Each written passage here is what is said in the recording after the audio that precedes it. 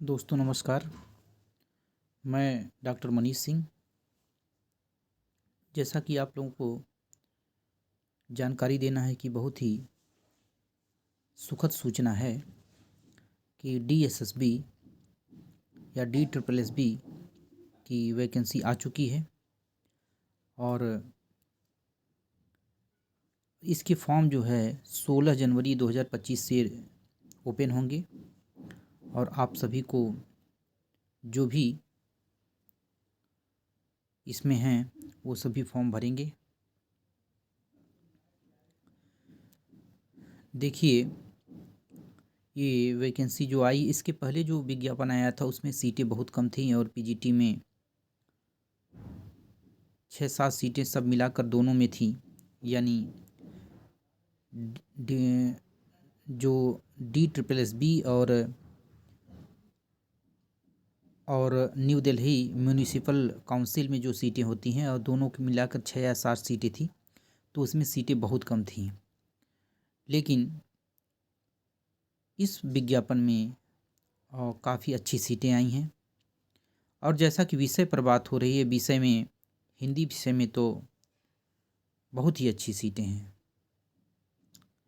और सीटों की संख्या पर बात करते हैं। जैसा कि आप सब पहले ये बता देते हैं कि ये वैकेंसी बहुत दिनों के बाद आई है और आप सभी इसमें पूर्ण मनोयोग से इसमें तैयारी करिए और शायद गर्मी के समय इसका पेपर होगा। इसकी सूचना चैनल के माध्यम से आप सभी को उपलब्ध कराई जाएगी। और जैसा कि इस विज्ञापन में कई विषयों की सीटें आई हैं, आप सभी अपने विषय के संबंध में जो भी चीज़ें हैं देखिएगा। और 432 टोटल पोस्ट पे ये वैकेंसी आई है।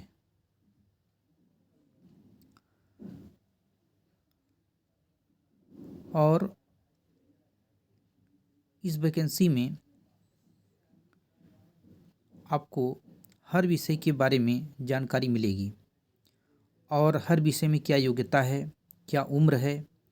और ज़्यादातर बच्चे उम्र को लेकर ही परेशान हैं, लेकिन आपको जानकर हैरानी होगी कि DSSB ने बहुत ही ये जो त्वरित निर्णय लिया है, ये इस निर्णय में इन्होंने क्या किया कि जो पीजीटी के लिए 36 वर्ष उम्र थी उसको घटाकर इन्होंने 30 वर्ष कर दिया है। और इसमें इन्होंने देखिए दिया है कि नॉट 30 ईयर, और उसके बाद इन्होंने कहा है कि अगर सेंट्रल गवर्नमेंट में अगर आपको पढ़ाने का अनुभव होगा 3 वर्ष, तो 5 वर्ष का आपको रिलैक्सेशन दिया जाएगा। तो ये सब चीज़ें हैं कि जो सेंट्रल गवर्नमेंट में है वो लोग अपने हिसाब से भरेंगे। और ये पीजीटी की वैकेंसी, जैसा कि आप सभी को पता है, कुछ और चीज़ें आनी है कि इसमें क्या योग्यता है। इसमें master degree in Hindi from the उस सब्जेक्ट में आपका होना चाहिए और 50% मार्क्स इसमें होने चाहिए और बीएड भी होना चाहिए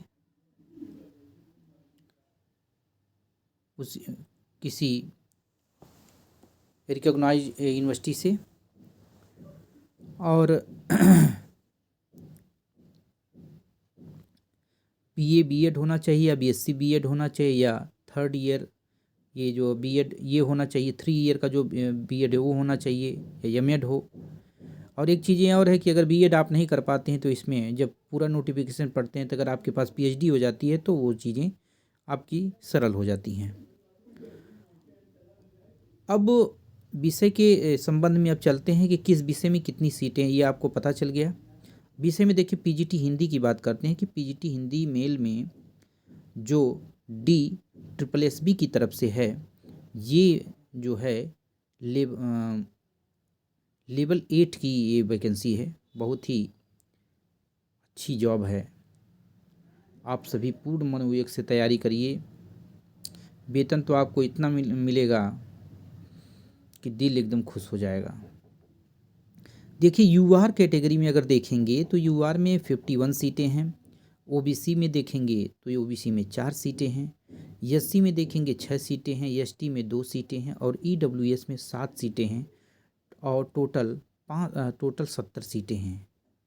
पीडब्ल्यूबीडी जो दिया है उसमें 5 सीटें दिखा रहा है। ठीक है, और आप यही जानिए कि अगर यूआर में ज़्यादातर अदर स्टेट के लोगों को यूआर कैटेगरी में ही काउंट किया जाता है और जो ओबीसी कैटेगरी जो दिल्ली के मूल निवासी उन्हीं को ओबीसी का लाभ मिलता है, ईडब्ल्यूएस का भी उन्हीं को मिलेगा। और जैसा कि आप सभी को पता है तो ज़्यादातर जो लोग हैं वो यूआर में ही भरने वाले हैं, तो आप सभी ये ध्यान दें।